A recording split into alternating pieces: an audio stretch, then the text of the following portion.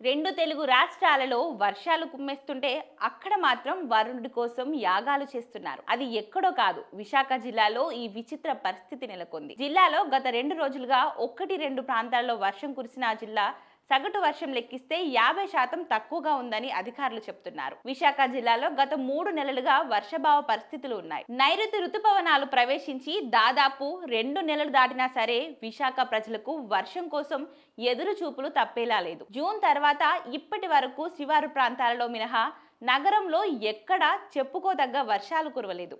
June, July మాసాలలో గరిష్ట ఉష్ణోగ్రతలు 35 డిగ్రీలకు పైగా నమోదయ్యాయి. దీని ప్రభావంతో ఇప్పటికీ పలు ప్రాంతాలలో వేడి, ఉక్కపోతతో ప్రజలు తీవ్ర అవస్థలు పడుతున్నారు. 5 రోజుల క్రితం వరకు వేసవి తరహా పరిస్థితులు నెలకొన్నాయి. అల్పపీడనం ప్రభావంతో జిల్లాలోని పలు ప్రాంతాలలో మోస్తారు వర్షాలు కురిసే అవకాశం ఉందని వాతావరణ శాఖ ముందుగా ప్రకటించింది. 3 రోజులుగా ఆకాశంలో కారు మబ్బులు కమ్ముకుంటున్నాయి. నగరంలో చిరుజల్లులు మినహా పెద్దగా వర్షాలు లేవు. శుక్రవారం పెందుర్తి పరిసర ప్రాంతాల్లో భారీ వర్షం కురిసింది. దాదాపు గంట వ్యవధిలో 86.5 మిల్లీమీటర్ల వర్షపాతం నమోదైంది. వీటితో పాటు పద్మనాభం, విశాఖ గ్రామీణం, ఆనందాపురం తదితర ప్రాంతాలలో తేలికపాటి వర్షాలు కురిశాయి. కానీ గాజువాక, సీతమ్మధార, భీమునిపట్నం, పెదగంట్యాడ, మహారాణిపేట తదితర ప్రాంతాలలో పొడి వాతావరణం కొనసాగింది.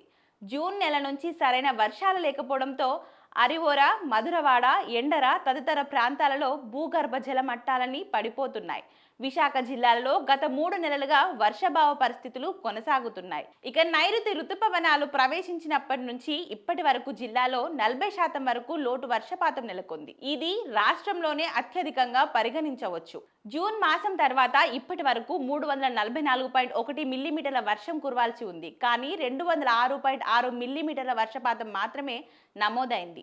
ఎక్కువ లోటు వర్షపాతం ఉన్న జాబితాలో విశాఖ అర్బన్, విశాఖ గ్రామీణం, గాజువాక, పద్మనాభం, పెదగంట్యాడ, పెందుర్తి మండలాలు వరుసగా ఉన్నాయి.